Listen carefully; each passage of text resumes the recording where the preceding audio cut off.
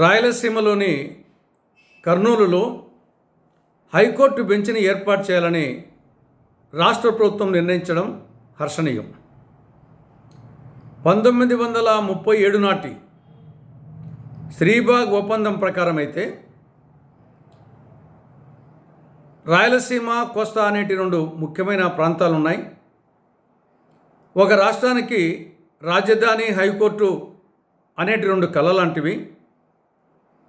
సమైక్య మద్రాసు రాష్ట్రం నుండి విడిపోయి భవిష్యత్తులో ప్రత్యేక ఆంధ్ర రాష్ట్రం ఏర్పాటైతే రాజధాని, హైకోర్టులో ఒకదానిని రాయలసీమలో, ఇంకొక దానిని కోస్తా ప్రాంతంలో ఏర్పాటు చేయాలి అని శ్రీబాగ్ ఒప్పందం ప్రకారం రాసుకోవడం జరిగింది.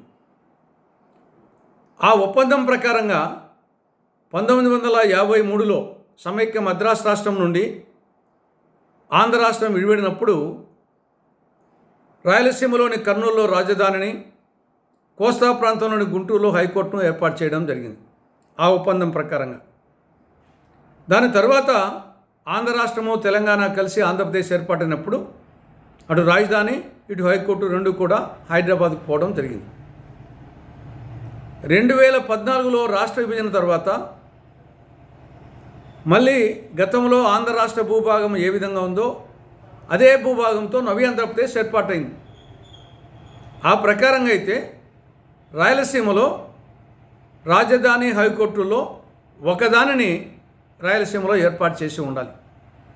కానీ దురదృష్టవశాత్తు రాయలసీమ ప్రాంతానికి చెందినటువంటి చంద్రబాబు నాయుడు గారు ముఖ్యమంత్రిగా, రాయలసీమ ప్రాంతానికి చెందినటువంటి జగన్మోహన్ రెడ్డి ప్రతిపక్ష నాయకుడిగా ఉన్న సమయంలోనే ఈ రెండు కూడా, రాజధాని, హైకోర్టు రెండు కూడా, ఆ రెండింటిలో ఒకటి కూడా రాయలసీమకు రాకుండా రెండు వచ్చేసి అమరావతికి పోవడం జరిగింది.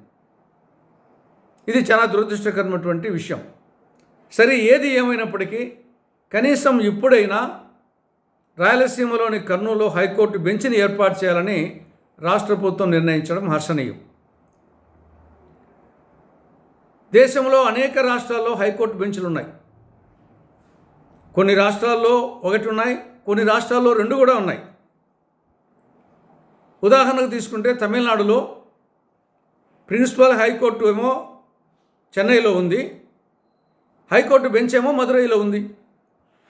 కర్ణాటకలో ప్రిన్సిపల్ హైకోర్టు బెంగళూరులో ఉంది, హైకోర్టు బెంచ్లు రెండు ఉన్నాయి, ధార్వాడ్ అండ్ కలబుర్గా. మధ్యప్రదేశ్లో గ్వాలియర్, ఇండోర్లో హైకోర్టు బెంచ్లు రెండు ఉన్నాయి.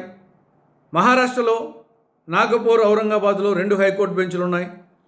ఉత్తరప్రదేశ్లో లక్నోలో, వెస్ట్ బెంగాల్లో జల్పాయిగురి, రాజస్థాన్లో జైపూర్, ఈ విధంగా అనేక రాష్ట్రాల్లో ఒకటి లేక రెండు హైకోర్టు బెంచ్లు ఉన్నాయి. కాబట్టి ఈ నేపథ్యంలో ఆంధ్రప్రదేశ్లో హైకోర్టు బెంచ్ రావడం అనేది అది అసాధ్యమైన విషయమేం కాదు.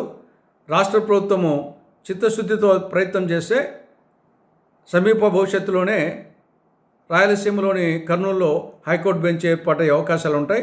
ఆ విధంగా చర్యలు చిత్తశుద్ధితో తీసుకోవాలని కాంగ్రెస్ పార్టీ రాష్ట్ర ప్రభుత్వానికి సూచిస్తూ ఉంది. అదే సమయంలో రాయలసీమ ప్రాంతంలో ఏర్పాటైనటువంటి కొన్ని సంస్థల కార్యాలయాలను రాయలసీమ నుండి అమరావతికి తరలించాలని ప్రస్తుతం టీడీపీ కూటమి ప్రభుత్వం నిర్ణయించడం అనేది చాలా దురదృష్టకరం, చాలా బాధాకరం. కేంద్ర ప్రభుత్వము కడప జిల్లాలో కొప్పర్తి పారిశ్రామిక వాడకు ఎంఎస్ఎంఈ సూక్ష్మ, చిన్న మధ్య తరహా పరిశ్రమల సాంకేతిక శిక్షణా కేంద్రాన్ని శాంక్షన్ చేస్తే దాన్ని అమరావతికి తరలించింది చంద్రబాబు ప్రభుత్వం.